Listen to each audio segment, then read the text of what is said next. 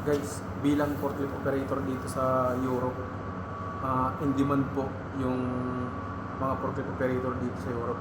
Kagaya ng DHL kasi ang company ko na in-applyan dito ay DHL.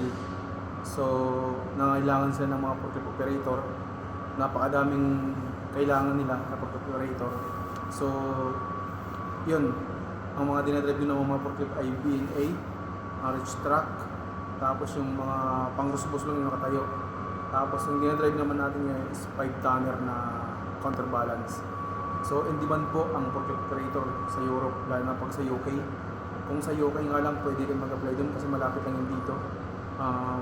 Kaso nga lang kailangan ng visa. In demand ang forklift operator sa UK.